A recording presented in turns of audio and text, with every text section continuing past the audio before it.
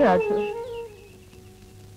కట్టుకున్న మనిషి కన్న బిడ్డ దూరమైనప్పుడు ఈ దిక్కుమాలిన బ్రతికెందుకని నేను నూతిలో పడి చావపోతే అక్క అంటూ ఏడుస్తూ నా కాళ్ళు పట్టుకున్నావు. నువ్వు చచ్చిపోతే నేను మాత్రం ఏం చేయనక్క, నన్ను కూడా చంపే అంటూ దీనంగా ఏడ్చావు. అప్పుడు నువ్వు ఏడ్చి నన్ను బ్రతికించావు, ఇప్పుడు బ్రతికించి ఏడిపిస్తున్నావురా. రాజు, నీకు అమ్మనై అన్నీ నేనే ఎన్నో ఎదురు దెబ్బలు తింటూ బ్రతుకుతున్నది. ఇలా నువ్వెందుకు పనికిరాని వాళ్ళ తాగి రోడ్డు మీద పడిపోతూ ఉంటే చూసేయడానికి కాదురా. చూడు, ఈసారి నువ్వు తాగేటప్పుడు నాకు కాస్త విషయం ఇచ్చి నేను చచ్చిపోయిన తర్వాత నీ ఇష్టం వచ్చినట్టు చేసుకోవచ్చురా, నీ ఇష్టం వచ్చినట్టు చేసుకోవచ్చు. అక్క, నువ్వు ఏడవకక్క, నువ్వు ఏడిస్తే నేను చూడలేను. ఇదిగో చూడక్క, ఈ రోజు నుంచి నేను అస్సలు తాగను. తాగితే నీ మీద ఒట్టు. నిజంగా? నిజంగా. నాకు తెలుసు బాబు, నా తమ్ముడు బంగారు తండ్రిని. ఈ నళ్ళు ఏమైపోయావురా? తర్వాత చెప్తాను, చూసుకో. నీకెన్ని చీరలు తీసుకొచ్చాను. ఇగో పళ్ళు, పలహారాలు. అదే కాదు, కావాలంటే చూసుకో, డబ్బు కూడా తెచ్చా. అవును, మన పచారి కొట్టోడు ఇంటికొచ్చి ఏవేవో కూర్చోడన్నావు, వాడితో నువ్వు మామూలుగా మాట్లాడకో. ఈ డబ్బుతో వాడిని ఫాట్ అని కొట్టంటే వాడే కాదు, ఇంకా మనం ఎవరెవరికి బాకీ ఉన్నామో వాళ్ళందరినీ డబ్బుతో కొట్టు. నువ్వు పులైపో అక్క.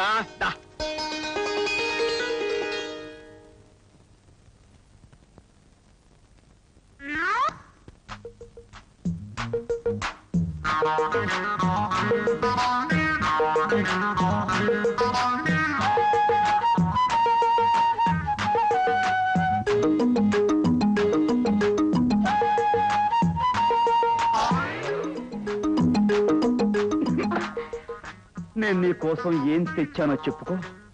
ఏం తెచ్చారు? పచ్చిమిరపకాయలు బజ్జీలు తెచ్చారా? ఉల్లిపాయ పకోడీ తెచ్చారా? మరి ఏం తెచ్చారు? ప్రేమ గుండెల్లో పెట్టి తీసుకొచ్చాను. అది ఎలా ఇస్తారు?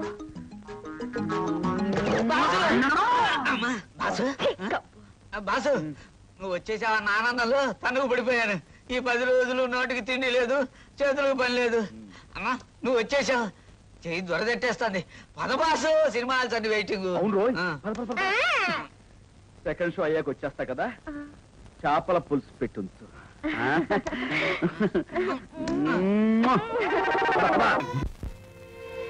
ఒక పక్క పగబట్టిన పాము లాంటి చెంచురామయ్య మనుషులు, మరో పక్క నరకం లాంటి ఇల్లు.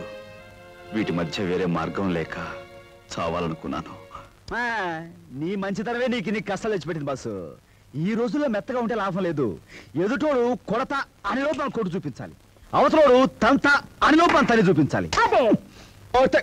బాసు, నిన్నెవరెవరు ఎలా కష్టపెట్టారో చెప్పావు కదా, ఇక నాకు చిన్న పర్మిషన్ ఇచ్చి చూడు, ఇక నేను రెచ్చిపోతా. ఏమంటావు? మీ ఓకే, థ్యాంక్స్. ఓ జంబాసురే,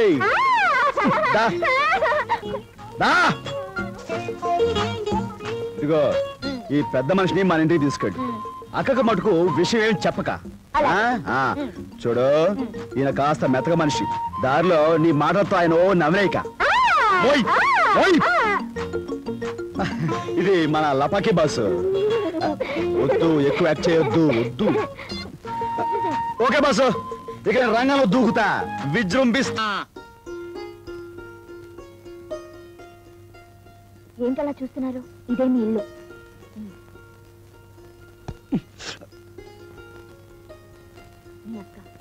అదేమిట్రా అక్కడే ఆగిపోయా?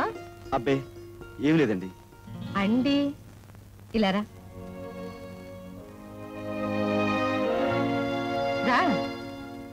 దగ్గర కూర్చో.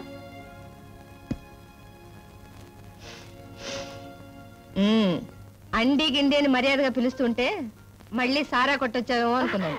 అదే అదేం కాదండి, మిమ్మల్ని అండిని పిలిస్తే మీరు ఎలా ఇదైపోతారు అని ఆయన అలా అదాయిపోయి పిలిచారండి కదా రాజు. అది సరే గాని నిన్నటి నుంచి ఏమైపోయారో నువ్వు? కడుపుకి ఏదైనా తిన్నావా? లేక ఈ అక్క కోసం రాత్రి వాళ్ళు కష్టపడి పంచపక్ష పరమాణాలు తెద్దాం అనుకున్నావా?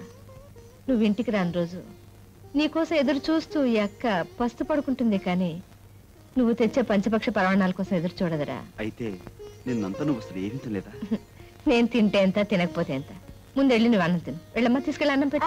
అదే నేను పెడితే అంత బాగుండదండి. టైలర్ దగ్గర బట్టలు ఇచ్చాను, తెచ్చుకుంటాను, మీరు పెట్టండి. ఏమిటి రాజు? అది చూపెట్రా. అయ్యో, ఈ దెబ్బ ఏమిటి రాజు? రోడ్డు మీద వెళుతుంటే ఎదురు దెబ్బ తగిలి కింద పడ్డాను, చేతికి గాయం అయింది. ఇవన్నీ మొదటి పనులేరా? నాతో చెప్పుండొచ్చు కదా, ఏదైనా పసరు కట్టేదాన్ని. నొప్పిగా ఉందా నాన్న? లేదు, అయినా చిన్న దెబ్బేగా, ఎందుకంత కంగారు పడతారు? ఏమిట్రోయ్, మర్యాదలు ఎక్కువ అవుతున్నాయి. అదేం లేదక్క. అవును, ఈ చేత అన్నం ఎలా తింటావు? నేను తినేస్తానుగా. గొప్పవాడు వెళ్ళి, నేను కలిపి పెడతాను.